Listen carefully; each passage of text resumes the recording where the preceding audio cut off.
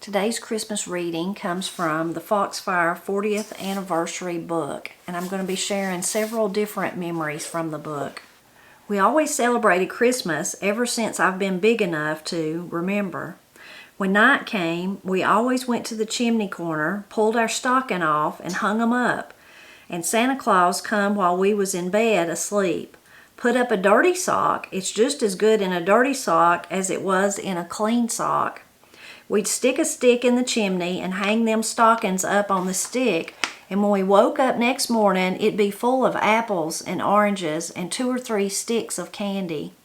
We decorated our tree with popcorn. We popped a lot of popcorn and strung them on a string, and that made just a pretty decoration as you ever seen up on a small Christmas tree.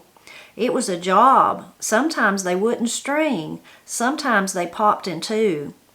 We put on stars made of white paper, tinsel if we could get it. We had holly. We generally had a holly tree for a Christmas tree. But anything else makes a better Christmas tree than a holly tree. Pew-wee! We had mistletoe, put mistletoe up on the tree. We had to climb up in a tree and knock it down. We had special food. Old cold food ain't fit to feed a pig. I don't like cold food at all. We had hog meat. We didn't never have any turkey because nobody liked turkey. It's too dry. We had chicken, and that was Annie Perry, winter of 1973. You cooked a big dinner and the relatives came to eat, just sort of like they do now. Maybe they'd come and stay 3 or 4 days. They had to walk. We had an aunt that lived up here on Patterson Creek, and she'd always come stay a week with us through Christmas. We'd decorate our house and hang up our stocking. We always hung up our stocking and decorated with holly and the kind of greenery we had. We didn't have bought decorations or things like that unless we had some paper and could make a chain, you know, colored paper and ivy, whatever we could find. We had a Christmas tree and hung up our stockings. We'd get an orange, an apple, and 3 or 4 pieces of candy and maybe a harp, a harmonica, or a pencil, or a monkey a-climbing a string, or something like that. And our mother's and daddy's shoes, they'd always be oranges in their shoes. Margaret Norton, winter, 1973. My parents told me about old Santa Claus coming down the chimney, and we had a big old chimney. Said he come down and delivered our presents into our stockings. I never did see his tracks, you know, where he had left any sign, and when I was about 5 or 6 years old, I was beginning to doubt Santa.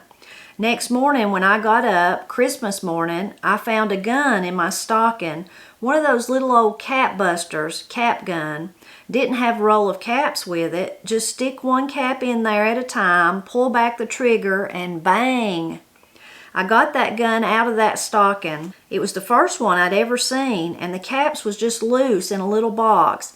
I shot all the caps up that were in the stocking, and I got to wondering where I could get some more. We lived in a 2-story house. There was rooms upstairs, and I remembered seeing some of the caps on the steps. It looked like instead of Santa Claus coming down the chimney, he came down the stairs. I just tracked him back on up there in one of the upstairs rooms where they dropped some of them there caps. Right then, I was beginning to doubt old Santa Claus. I knowed he didn't come down the chimney. Mother knit our stockings from wool. We had lots of sheep and grew our own wool. It was just one of our regular stockings that we used for Christmas, for Santa Claus. Sometimes we'd get candy and apples and oranges. The first orange I'd ever seed was in my sock. I didn't know what they was. I liked it. I've liked oranges ever since. I remember my daddy giving me a shotgun. He give that to me, the first real gun I ever had in my life, at Christmas time.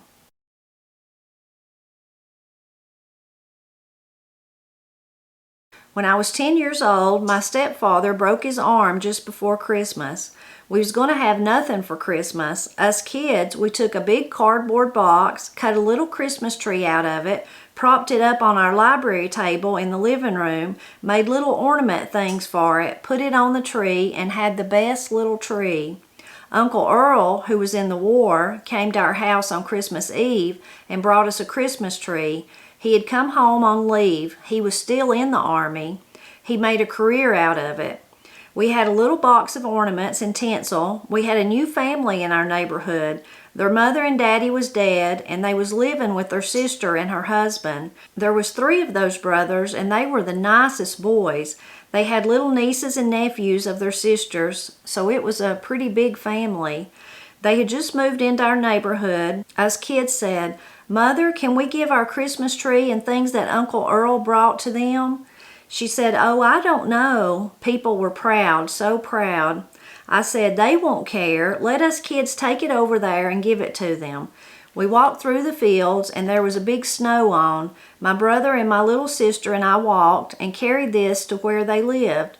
We gave them the Christmas tree, and they were so proud of it. We recycled a cardboard box, and we colored it with green crayons to make us a Christmas tree. We loved that tree so much that we wanted to give our real tree away.